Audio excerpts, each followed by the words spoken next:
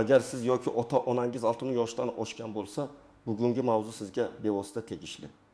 Ko'pchilikdan bir xil shikoyat eshitilyapti.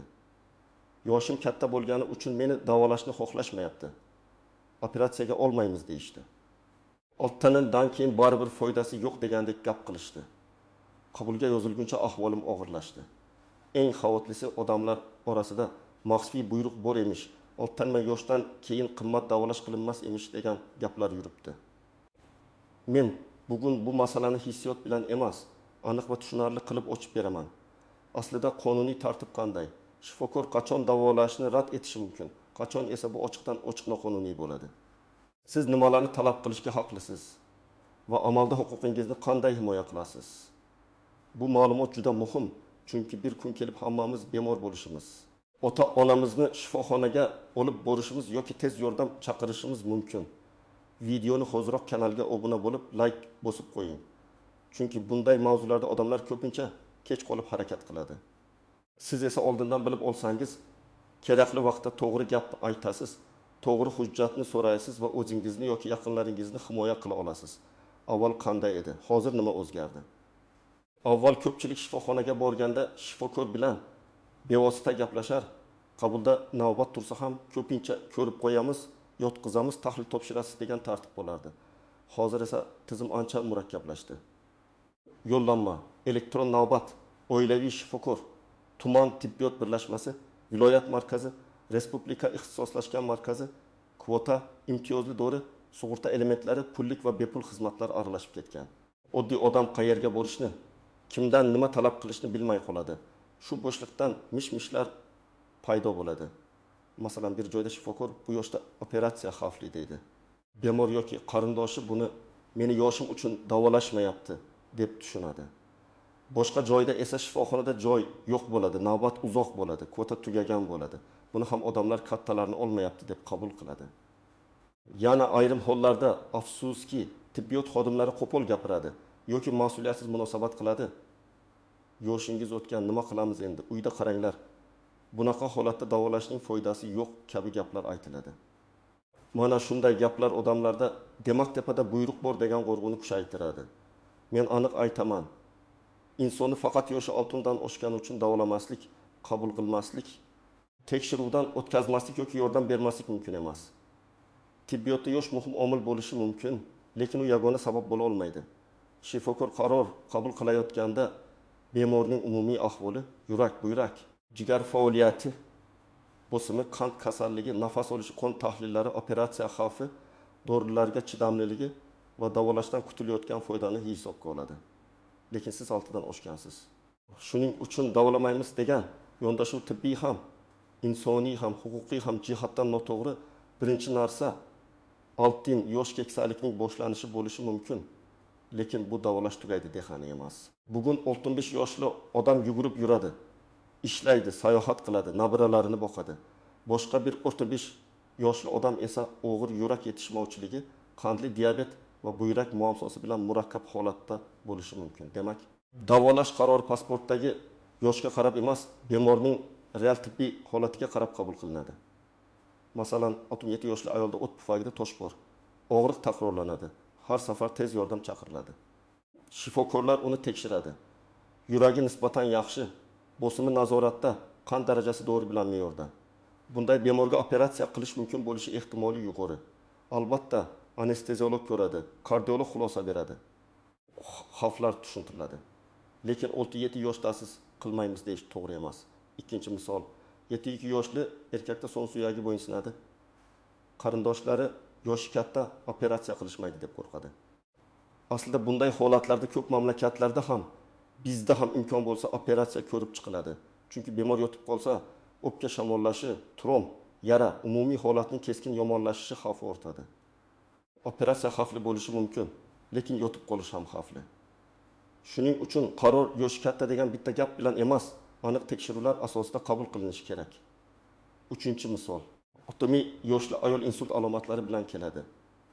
Qo'li uvushgan, nutqi buzilgan, yuzi qiyshaygan. Bu yerda vaqt oltin. Yoshi 60dan oshgan deb kutish yoki uyga qaytarish mutlaqo noto'g'ri. Bunday vaziyatda darhol tez yordam. Shoshilinch bo'lim. Kompyuter tomografiya, nevrolog ko'rgi kerak. insultda birinchi soatlar hal qiluvchi bo'ladi. Bemor girdim yoshdami, yetdim yoshdami, baribir shoshilinch yordam ko'rsatilishi shart. 4-misol. 9 yoshli bemorda onkologik kasallik aniqlangan. Qarindoshlar endi davolashmaydi deb o'ylaydi. Aslida onkologiyada ham yoshning o'zi hal qiluvchi emas. Ba'zida bemorlarga operatsiya qilish mumkin, ba'zilarga nur terapiyasi, ba'zilarga dori davolash, ba'zilarga og'riqni kamaytirish va hayot sifatini yaxshilashga qaratilgan palliativ yordam kerak bo'ladi. Palliativ yordam davolashmayapti degani emas. Bu ham tibbiy yordam, og'riqni nazorat qilish. Nafas qisishini kamaytirish, ovqatlanish, parvarish, ruhiy qo'llab-quvvatlash, uy sharoitida yoki muassasada kuzatuv degani.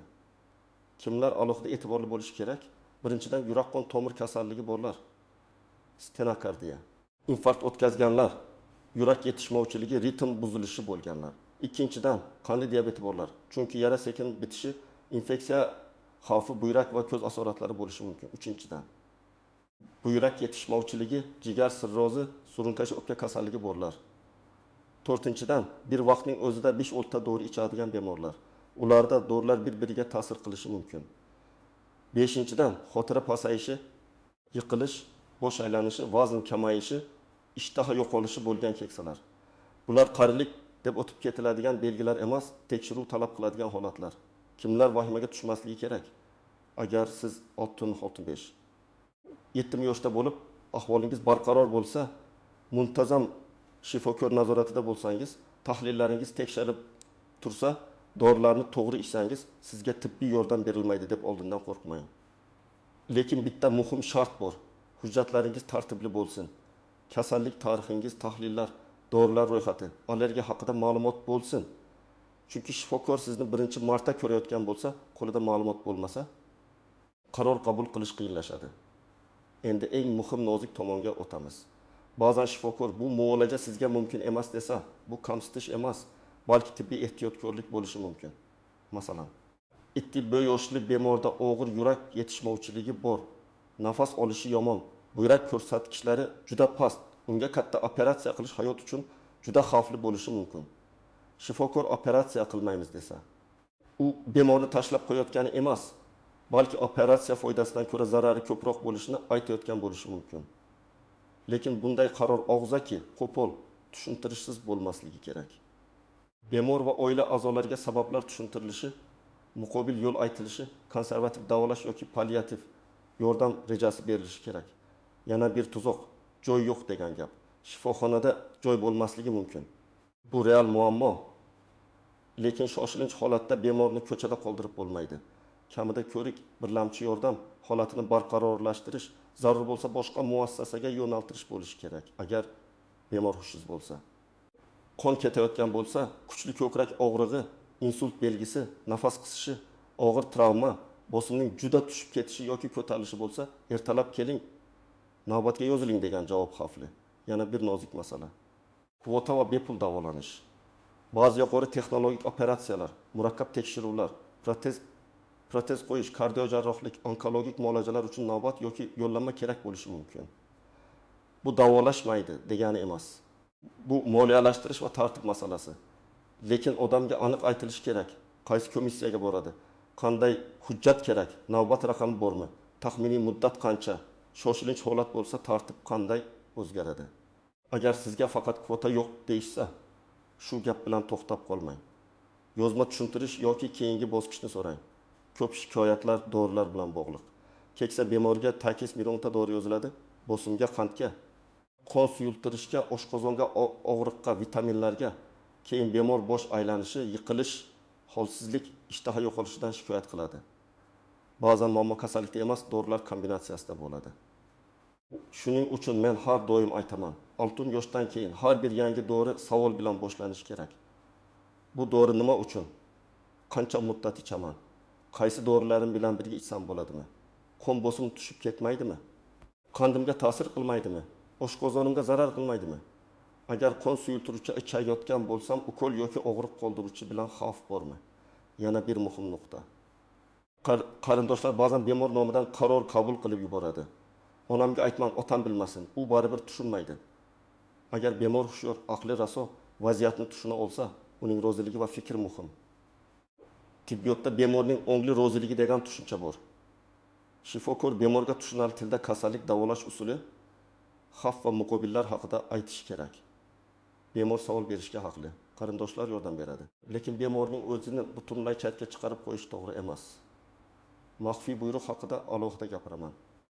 Odamlar ko'pincha tizimdagi sovuqqonlik, navbat, hujjatbozlik, mablag' yetishmasligi yoki ayrim xodimlarning noto'g'ri gaplarini maxfiy buyruq deb izohlaydi. Men bunday gapni eshitganimda doim bitta narsani so'rayman. Kim aytdi? Qaysi hujjat? Qaysi sana? Qaysi raqam? Agar hech kim aniq javob bermasa, bu mish-mish bo'lishi mumkin. Lekin mish-mish bo'lsa ham muammo yo'q degan emas. Muammo bor. Odamlar o'z huquqini bilmaydi. Shifokorlar ba'zan yetarli tushuntirmaydi. Tizim esa bemorni sarson qiladi. Biz aynan shu yerda hushyor bo'lishimiz kerak. Endi eng kerakli qism, agar siz yoki yaqinlaringiz 6 yoshdan oshgan bo'lsa va tibbiy yordam kerak bo'lsa, nima qilasiz?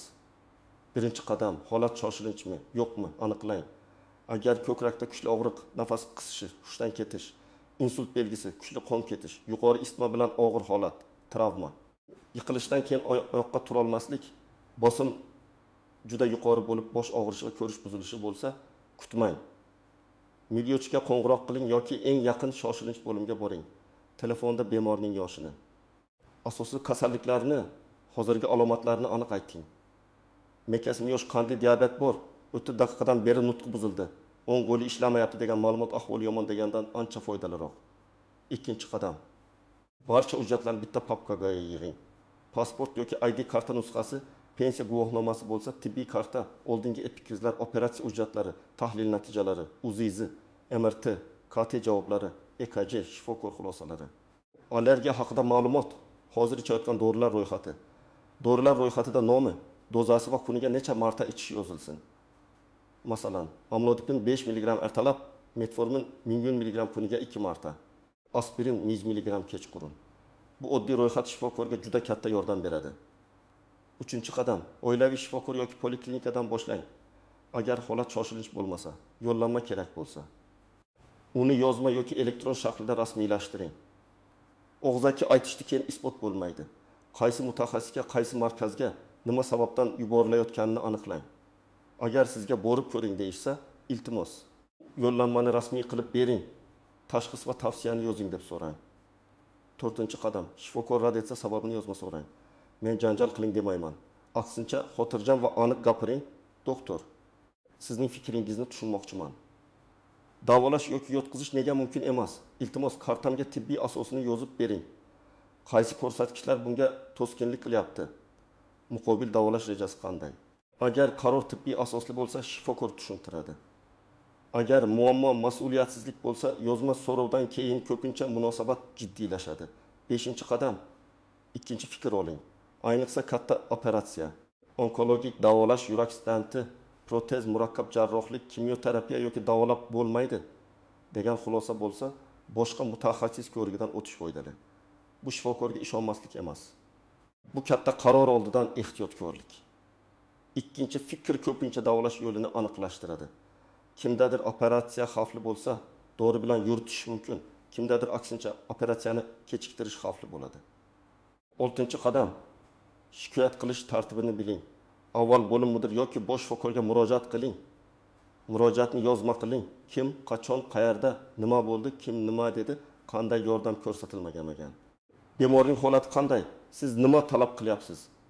Hissiyot bilan hammasi yomon deb yozmang. Aniq fakt yozing. Masalan, 2026 yil 2 mart kuni soat 19:30 da falon shifoxonaning qabul bo'limiga 18 yoshli onamni olib keldik.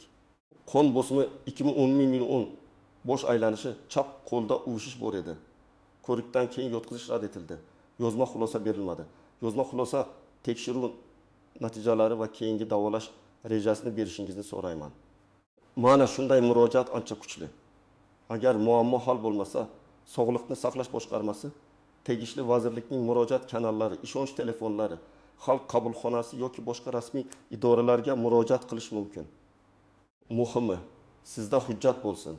Epikriz tekshiruv javobi, rad javobi, murojaat nusxasi, qabul qilingan sana ariza raqami. Telefon orqali shikoyat qilgan bo'lsangiz ham murojaat raqamini yozib oling. 7-qadam. Ovoz yozish va video masalasida ehtiyot bo'ling. Ba'zi odamlar darrov telefonni yoqib janjal qiladi. Bu vaziyatni keskinlashtirishi mumkin. Men birinchi navbatda yozma hujjat talab qilishni maslahat beraman. Agar haqorat, pul talab qilish, ochiqdan ochiq rad etish bo'lsa, dalil to'plash zarur bo'lishi mumkin. Lekin buni qonuniy va ehtiyotkorlik bilan qiling. Eng kuchli dalil baribir rasmiy hujjat va tibbiy yozuvlardir. 8-qadam. Keksalar uchun oldindan reja tuzing.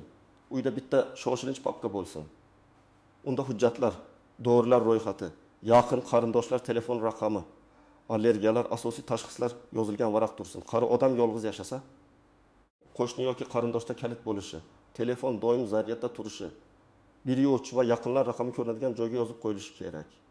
Ko'p fojialar kasallikdan emas, vaqtida yordam chaqirilmagani yoki ma'lumot yo'qligidan bo'ladi. 9-qadam qarilik deb alomatlarni e'tiborsiz qoldirmang. Xotira pasayishi, tez-tez yiqilish, vazn kamayishi, ishtaha yo'qolishi, doimiy charchoq, kechasi nafas qisishi, oyoqda shish, siylikda qon, ish ketishi yoki qabziyatning uzoq davom etishi, yutish qiyinlashishi, terda bitmaydigan yara. Bular yosh bilan keladigan oddiy holat deb qaralmasligi kerak. Har birining ortida davolasa bo'ladigan sabab bo'lishi mumkin. 10-qadam, shifokor bilan hamkorlik qiling. Faqat talab qilish emas, to'g'ri ma'lumot berish ham kerak. Bemor dori ichmay qo'ygan bo'lsa, yashirmang. Qon yuguri bo'lsa, hammasi yaxshi demang. Uyda xalqona usullar, o'simliklar, qo'shimcha preparatlar ichayotgan bo'lsa ayting. Chunki ba'zi o'simlik damlamalari ham qon suyultiruvchi yoki bosim dorilar bilan to'qnashishi mumkin. Shifokor haqiqiy holatni bilsa, xavfsizroq qaror qabul qiladi. Demak, asosiy fikr bitta. 6 yoshdan keyin odamni davolamaslik kerak degan qoida bo'lishi mumkin emas. Yosh davolashda hisobga olinadi, lekin insonning huquqini bekor qilmaydi. Shifokor muolajani rad etsa, bunga aniq tibbiy sabab bo'lishi, tushuntirilishi va muqobil yo'l ko'rsatilishi kerak. Yoshingiz o'tgan degan sovuq gap tibbiy xulosa emas. Siz yozma asos, aniq reja zarur bo'lsa, ikkinchi fikr va rasmiy murojaat qilish huquqiga egasiz. Eng muhimi, vahimaga tushmang, lekin loqayd ham bo'lmang. Hujjatlarni yig'ing, savollarni aniq bering, shoshilinch belgilarni biling, rad javobini og'zaki qoldirmang. O'z huquqingizni madaniyatli, lekin qat'iy himoya qiling.